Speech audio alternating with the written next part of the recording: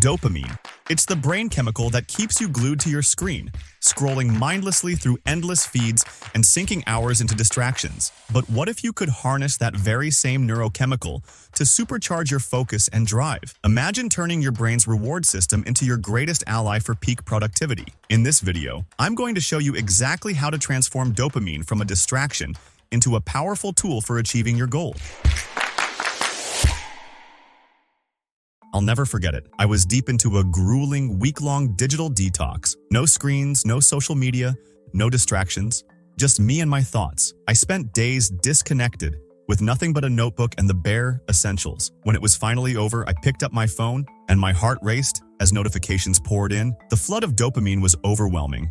But something had changed. The next morning, still in a calm, focused state, I faced a big, laborious, boring task that I had been delaying for months. To my surprise, my attention was sucked into the present moment, and I got into a flow state almost immediately. That optimal state of effortless absorption and heightened productivity. The once dreaded task hooked me. Hours melted away. Any impulse I had to do anything else was overruled by the thrill of discovery and problem solving that had once seemed dull. My brain had recalibrated, and suddenly, the work itself became the reward. Why does this happen? How can something so boring suddenly feel so rewarding? Well, the answer lies in dopamine. Often called the molecule of more, dopamine is the driving force behind our cravings.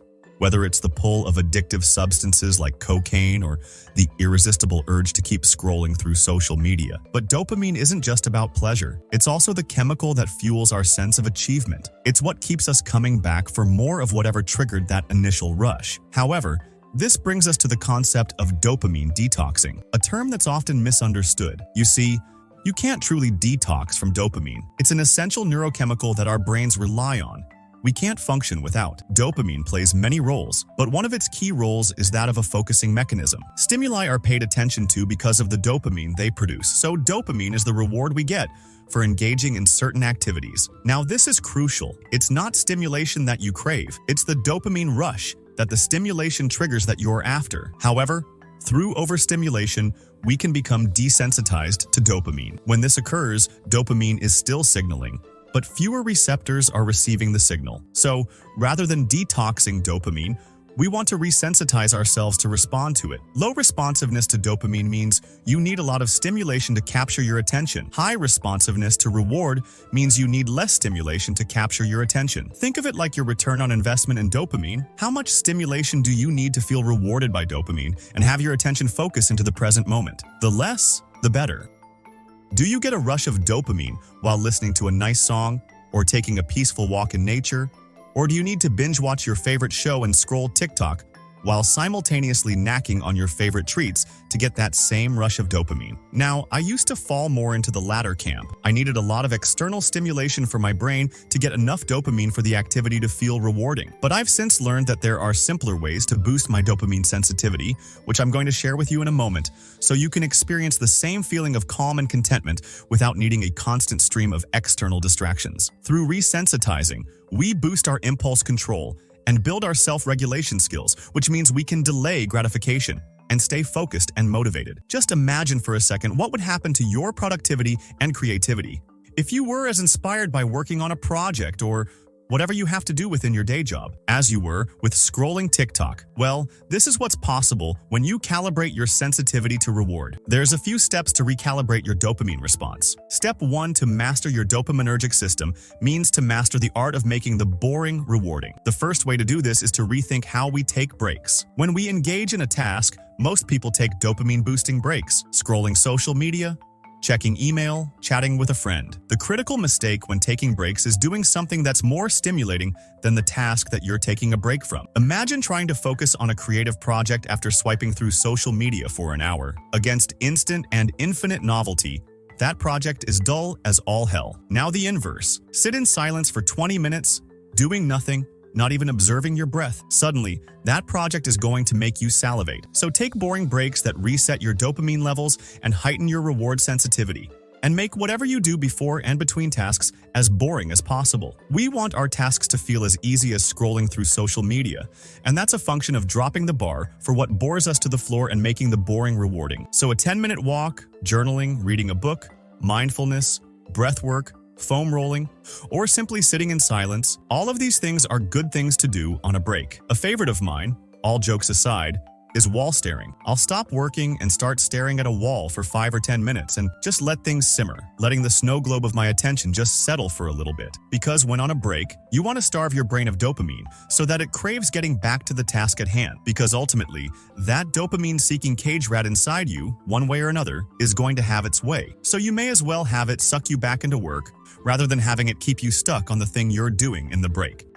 Now, the second thing we want to do is how we navigate the in-between moments. Just take a minute and think about what you did the last time you were waiting for a bus, or sitting alone in a coffee shop while your friend ran to the bathroom. Well, you probably checked your email or scrolled through social media. That'll be my guess. Now, this is not ideal. We all have these in-between moments every day, but we're so accustomed to reaching for our devices for that quick hit of dopamine that it's almost subconscious. Inhabiting the in-between means leveraging these moments by allowing ourselves to simply settle, bringing ourselves back to the present. In these moments, we cut out the unintentional information consumption, which fragments our attention, further desensitizing our dopamine receptors, making us less sensitive to reward. A few tips for this. When you arrive early to a lunch meeting, just sit quietly without your phone. When waiting in line, pay attention to your breath. When commuting to work, just drive, ride, or walk in silence. You will be forced to be present and tolerate those moments where you don't have much stimulation or engagement, and this will make you more and more sensitive over time. Your baseline for what's boring will shift, and you'll cultivate a monk-like quality of mind, which is highly conducive to profound levels of focus and flow. The third thing we want to do is do everything one thing at a time. You can heighten reward sensitivity by simply doing things one at a time with singular focus. Now, as I've improved my focus and my access to flow state, there are certain things I've become worse at, and one of those things is multitasking. I've become worse at doing multiple things at once, and I'm not proud of it. My friends and family often laughs at me because whenever I'm out with them and I need to check my phone, I literally stop what I'm doing mid-conversation, reach for my phone, and then I'm stuck scrolling through it while they're continuing on without me. This is due to the interplay between the default mode network, DMN, and the task-positive network, TPN, in the brain. When you're not engaged in a task, the default mode network is active, but when you're focused, the task-positive network takes over. In my phone checking example, what's happening to me is I'm rapidly shifting from the default mode network of distracted attention to the task-positive network of engaged, focused attention. And this is creating a tunnel for my awareness, such that it becomes attention, which then makes me oblivious to my surroundings. Hence, standing there, not talking, and not engaging with the people around me while scrolling through my phone.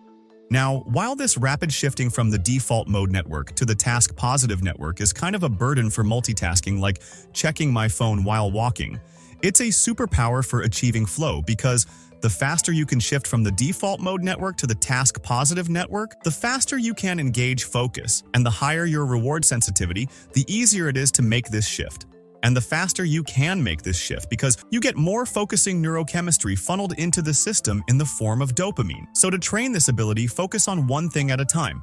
It's that simple. The next time you're working on a project, just work. When you're exercising, just exercise. When you're spending time with loved ones, just be present. Embrace life as a series of singular activities rather than scattered efforts to secrete dopamine through constant novelty seeking. So to master your dopaminergic system to propel you forward and access peak performance, take boring breaks so that what's boring becomes rewarding. Inhabit the in-between moments and do everything one thing at a time. If you want to level up in life, check out this video here.